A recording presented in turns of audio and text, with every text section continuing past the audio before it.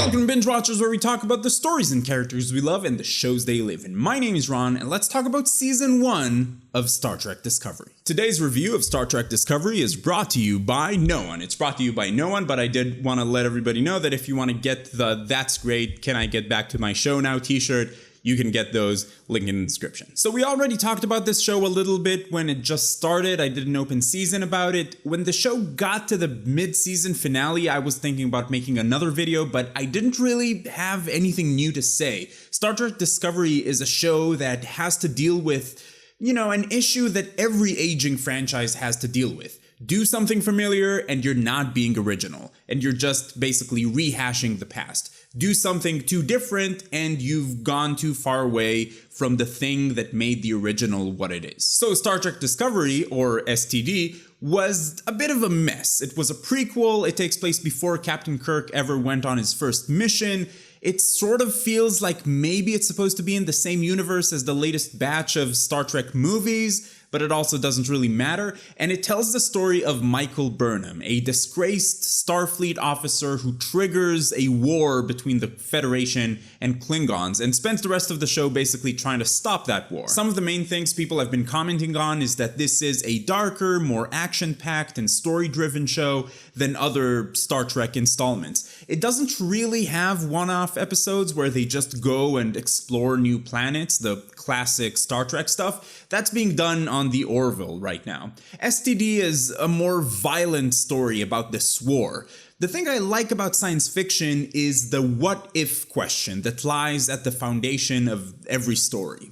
And for Star Trek, it always seemed like that question was, what if people basically got their shit together at some point and built a society based on decency and equality in a post-capitalist world? That sounds interesting. The other way around is also interesting, and that's pretty much what The Expanse does. The Expanse essentially says, what if people just stayed shitty, old, bigoted humans who backstab each other for personal gain every opportunity they get? So STD, while being an incredibly well-made and beautiful show, didn't feel like it had an interesting new premise to offer, because they keep mentioning the ideals of Starfleet, but everyone's shitty. In the second half of the season, they do live up to some of that potential of saying, this is still pretty early in Starfleet history compared to the other Star Trek shows. People are still figuring stuff out. But that happens at like episode 14 out of 15. The first 9 or 10 episodes of this show were almost a little tough for me to get through. It's by no means bad. The main thing I felt this show had going for it was the visuals. This is an insanely beautiful show. The depiction of space in this show is nothing short of incredible. I don't know if that's the Brian Fuller touch, but it looks amazing.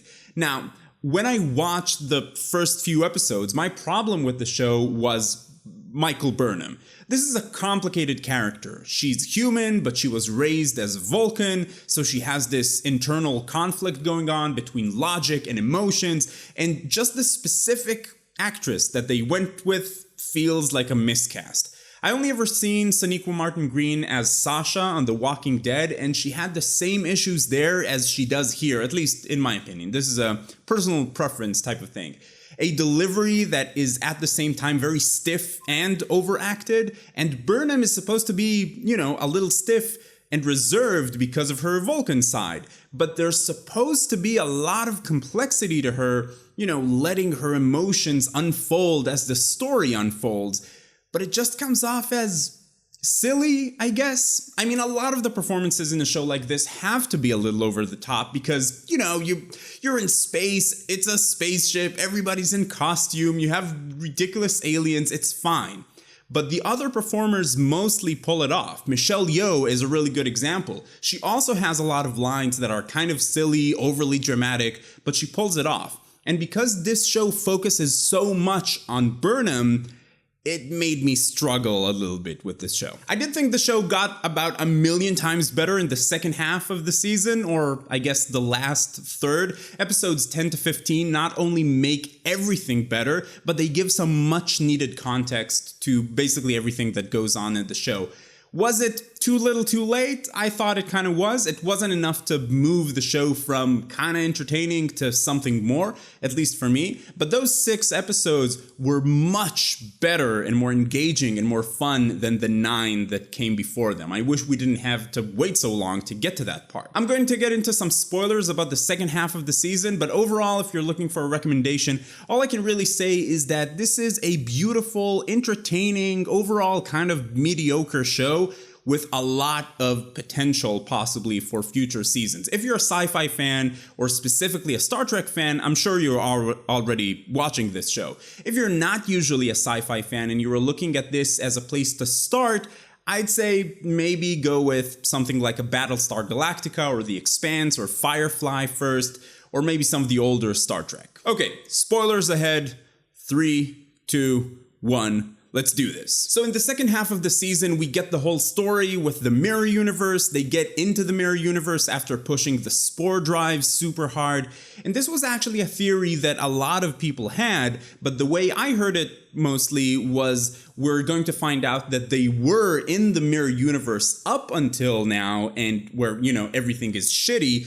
And then they're going to end up in like the main regular universe where Star Trek is, and then the show will start feeling more like Star Trek, and then all the angry Star Trek fans will be like, oh, okay. But that is not the case. They switch over to an even shittier universe where the human empire is super racist and kills everything that isn't human. But hey, at least they don't have intra-human racism anymore. That's gotta count for something, right?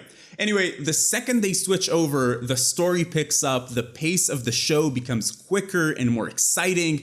It even becomes more fun when they have to sort of like dress up like the Terrans. I thought that part was great. I thought it was a lot of fun. The whole story with Vogue actually being a part of Ash actually comes into play all of a sudden, and that's a really cool story that is also mostly hindered by how bad the actor is. I feel bad saying it. These folks probably worked super hard on this, but why didn't they give the 2 most complicated characters to performers with more range, I guess? I mean, it was still cool, but the scene where Burnham and Ash kind of talk it over and she tells him that she needs to let him go, both of them with their over-the-top brooding, there was a little cringe factor in there. Cringe drive to 30%. Star Trek jokes. Sorry. I was so happy to see Michelle Yeoh come back as the Emperor and the reveal of Lorca's plan. I thought that part was excellent and I loved it and was a lot of fun. And I like that overthrowing this entire vast empire they keep referencing was basically just killing a few guards on this one ship. Lorca was probably like, this was the easiest revolution ever, but I really did like it. It was a fun storyline, and it made me realize how much I want an R-rated, big-budget Warhammer 40k TV show. Netflix or Amazon or whoever, hire me. We can make this happen. It will be the best science fiction show no one will ever watch. As far as how the show ends after the super generic everybody's happy, everybody gets a medal part, all of Michael's sins are forgiven and she gets reinstated, I would have loved if they would have been like, yeah, we're super grateful, we'll reduce your sentence by a little, we're not playing around here, we are still gonna hold you responsible for like 8,000 casualties. And then she would have been like,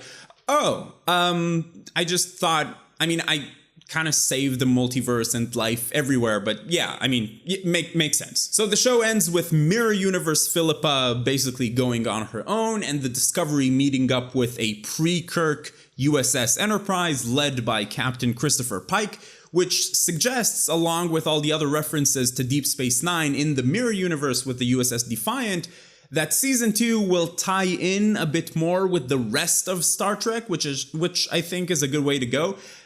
I'll give STD this. They didn't really go for fan service. They didn't really do cheap things just to make Star Trek fans go like, I got that obvious reference and I clapped. So they really earned the right to be a bit more Star Trek-y in season 2, which I can't believe I'm saying this, but I hope it's gonna be a bit more episodic. What about you? Have you watched or contracted STD? What were your thoughts about it? And what do you see as the definitive Star Trek, the best? If you're gonna be talking about spoilers, please use spoiler tags in your comments. If you like this video, please give it a thumbs up. It really helps out a lot. You can find me on Twitter and Instagram and TV Time. You can find the links to everything in the description down below. You can also join our Discord server where we chat about TV and it's a lot of fun. And if you're finding binge watchers for the first time, welcome. I'd like to invite you to join the binge watchers community. Come talk about TV with us. It's a lot of fun. Subscribe to the channel. But in any case, keep binging, and I'll see you next time.